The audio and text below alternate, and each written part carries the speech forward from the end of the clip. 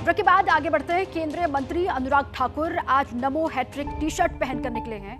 अनुराग ठाकुर ने राहुल गांधी पर भी निशाना साधा। उन्होंने कहा कि राहुल संसद में नहीं आ रहे हैं, ये लोकतंत्र के मंदिर का अपमान है।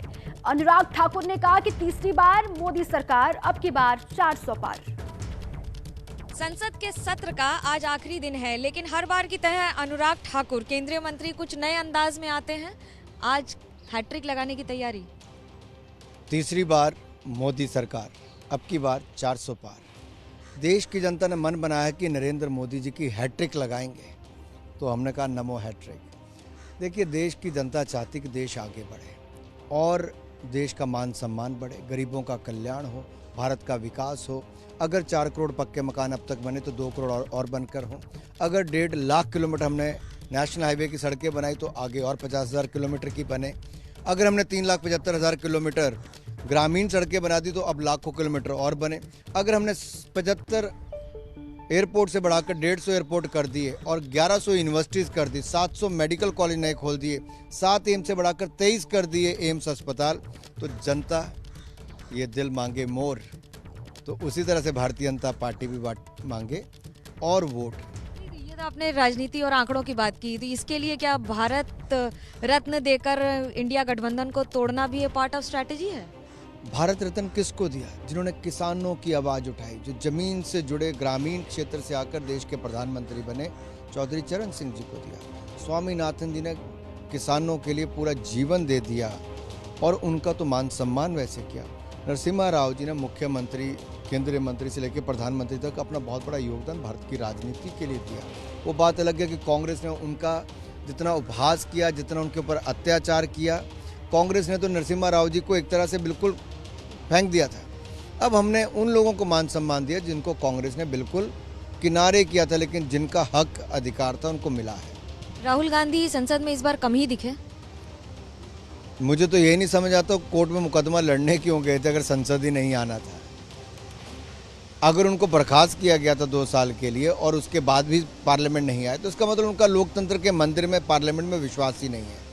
वो जनता द्वारा चुने जाने के बाद भी जनता के मुद्दे उठाने के लिए संसद में नहीं आना चाहते और उनकी गैर हाजिरी, कांग्रेस की निराशा।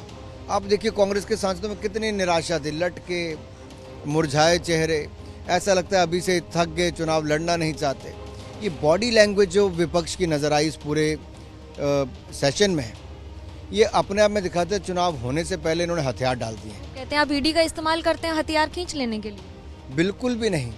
देखिए, अगर धीरज साहू के यहाँ पर सैकड़ों करोड़ रुपए मिलते हैं तो क्या ईडी जांच ना करे? मैं देश की जनता से पूछना चाहता हूँ। अगर झारखंड के मुख्यमंत्री हज़ारों करोड़ की ज़मीन कब्जाई कर लें, लीज अपने नाम पे कोयला खदान कर लें, तो क्या उनके ऊपर जांच ना हो? काले धन के ऊपर क्या उनको यहाँ लाखों रुपए मिले, किसी के यहाँ पे करोड़ों रुपए मिले, 500 करोड़ रुपया घूस दी जाती है छत्तीसगढ़ के पूर्व मुख्यमंत्री भूपेश बघेल जी को, टीवी पे आकर देने वाला कहता है, तो क्या उसके खिलाफ जांच ना करें? क्या इनके अलग अलग घोटालों में जो पैसे लेके विदेश फरार हो गए उनको पकड़ के ना लाएं? ये हमारा देश के प्रति कमिटमेंट है कि हम देश को भ्रष्टाचार मुक्त करेंगे। हमने 10 साल भ्रष्टाचार मुक्त सरकार मोदी सरकार ने दी और हम आगे के लिए भी भ्रष्टाचार मुक्त देंगे। लेकिन जहां कांग्रेस या बाकी दल के किसी नेता ने भ्रष्टाचार किया है या भाजपा का भी किया हो, तो उसके खिलाफ कार्रवाई तो एजेंसीज करती हैं। जैसे कि मनीष सिसोदिया जी जेल में हैं, संजय सिंह जी जेल में हैं। अब इनको ईमानदारी का सर्टिफिकेट देते थे केजरीवाल जी, साल हो गया जेल में पड़े। सत्येंद्र जैन जेल में 1.5 साल हो गए थे पड़े। अब अरविंद केजरीवाल अगर 5 ईडी के समन आने के बाद भी ना जाए और कोर्ट अब फटकार लगा के बुलाए, तो अपने आप में पता चलता है कि कहीं ना कहीं तो भ्रष्टाचार के चलते डरे हुए हैं। अब जब पैसा खाया तब नहीं डरे, ईडी के समन से क्यों डरते हो? कौन किससे डर रहा है, बड़ा दिलचस्प होगा। फिलहाल जनता देगी जवाब। कैमरा पर्सन सूरज पांडे के साथ मनोज्ञा लोईवाल, दिल्ली, एबीपी न्यूज। और इसी के साथ ही वक्त एक और छोटे से ब्रेक का के खबरों का सिलसिला लगातार जारी है। आप बने रहे हमारे साथ, देखते रहें एबीपी।